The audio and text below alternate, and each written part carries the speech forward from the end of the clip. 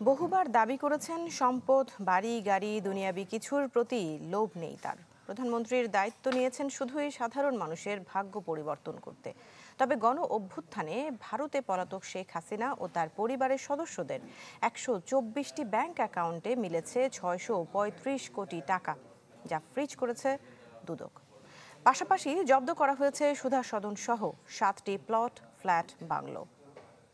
জীবনের সব আয়োজন এখানে একসাথে।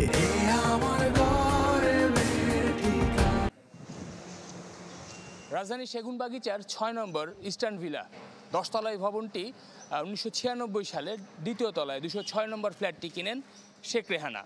স্থানীয়রা জানান তারপর থেকে কখনোই তিনি এই ফ্ল্যাটে আসেননি। ব্যারিস্টার মঈন নামে একজন এই ফ্ল্যাটের ভাড়া তোলেন। আজকে আদালতের নির্দেশে দুদক রাজধানী ঢাকায় ৭টি এবং ঢাকার বাইরে একাধিক সম্পদ জব্দ করেছে শেখ হাসিনা এবং তার পরিবারের।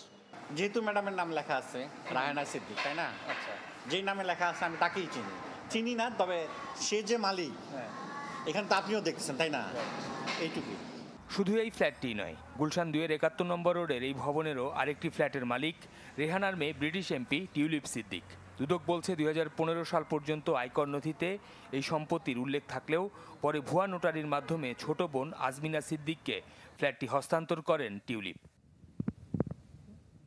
দুদকের অনুসন্ধানে এই দুটি ফ্ল্যাট ছাড়াও জয়পুতুলের নামে থাকা সুধা সদন, রাদওয়ান মুজিব সিদ্দিকের নিকেতনে 2টি প্লট এবং গাজীপুরে শেখ রেহানার 2টি বাংলো বাড়ি জব্দ করতে যাচ্ছে দুদক। অভিযোগ সংশ্লিষ্ট জনাব শেখ হাসিনা, সাবেক প্রধানমন্ত্রী, এবং তার ছেলে জনাব সজীব আহমেদ জয়, তার মেয়ে সাইমা ওয়াজেদ, তার ছোট বোন জনাব রেহানা সিদ্দিক, জনাব রাদওয়ান মুজিব সিদ্দিক, টিউলিপ রিজওয়ানা সিদ্দিকের নামে অর্জিত স্থাবর সম্পদ যাতে অন্যত্র স্থানান্তর, হস্তান্তর বা রূপা বেহাত না হতে পারে, সেই জন্য বিজ্ঞ আদালতে আবেদন করা হয়েছিল। সে আবেদনও আমরা কিছুক্ষণ আগে জেনেছি, সেই আবেদন বিজ্ঞ আদালত কর্তৃক গৃহীত হয়েছে। এদিকে শেখ হাসিনা সহ পরিবারের সদস্যদের নামে দেশের বিভিন্ন ব্যাংকে ১২৪টি অ্যাকাউন্টে থাকা ৬৩৫ কোটি টাকা জব্দ করেছে দুদক।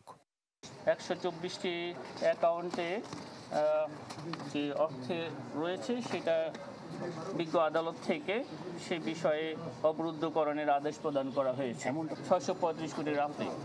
পূর্বাচলে অবৈধভাবে প্লট নেয়ার ঘটনা তদন্তে নেমে রাজধানী ও এর আশপাশে শেখ পরিবারের সদস্যদের এসব স্থাবর অস্থাবর সম্পদের সন্ধান পাওয়া গেছে।